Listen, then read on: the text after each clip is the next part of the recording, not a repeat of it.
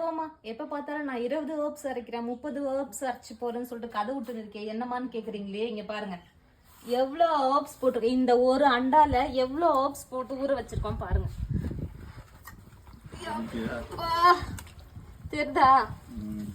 இது ஃபுல்லாவுமே ஹெர்ப்ஸ் தான். இப்போ இந்த பேட்ச் நம்ம எடுத்துட்டோம். இப்போ அண்டாவையும் நம்ம சாய்ச்சி வச்சிருக்கோம். இங்க பாருங்க கல் முட்டை கொடுத்து சாய்ச்சி வச்சிருக்கோம். ஏன்னா இப்போ இதுல இருக்க இருக்க எண்ணெயெல்லாம் கொஞ்சமாச்சும் ஏன்னா இறங்கணும்னு இவ்வளோ ஹெர்ப்ஸ் அரைச்சு போடும்போது கிட்டத்தட்ட அந்த ஹெர்ப்ஸே 40 லிட்டர் எண்ணெயை உறிஞ்சிடும். தெரியுதுங்களா எவ்வளோ எண்ணெய்ன்னு சொல்லிட்டு? அந்த 40 லிட்டர் எண்ணெய் எங்களுக்கு ஃபர்ஸ்ட் அது நம்ம எவ்வளோ நாள் வச்சிருந்தாலும் அது ஃபில்டர் ஆகிட்டு அதில் எண்ணெய் இருக்குதான் செய்யும்.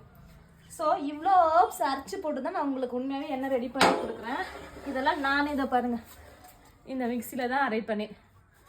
அரைச்சி இங்கே பாருங்க சரிதா? ஐயோப்பா வர மாட்டேங்குது தெரியுதா?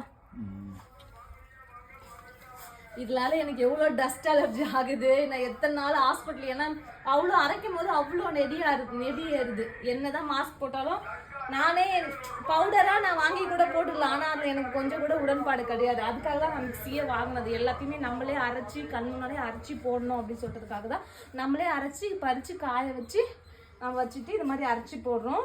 25 ஹெர்ப்ஸ்க்கு மேலே நான் இதில் போடுறேன். சூப்பரான ரிசல்ட் கிடைக்கும். இது வந்து நார்மல் மெத்தட் கிடையாது, ஹீட் ப்ராசஸ் கிடையாது. இது வந்து இன்ஃபியூஸ் பண்ணி 15 நாள் இந்த ஹெர்ப்ஸ் எல்லாமே இதில் ஊறும். அதனால தான் உங்களுக்கு இங்கே பாருங்க என்ன சரிதா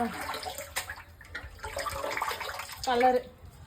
ஸோ இப்படி தான் நான் என்ன பண்ணி கொடுக்குறேன். நீங்கள் ட்ரை பண்ணி பாருங்கள், சூப்பரான ரிசல்ட் இருக்கும். அப்புறம் நீங்களே சொல்வீங்க. சரி.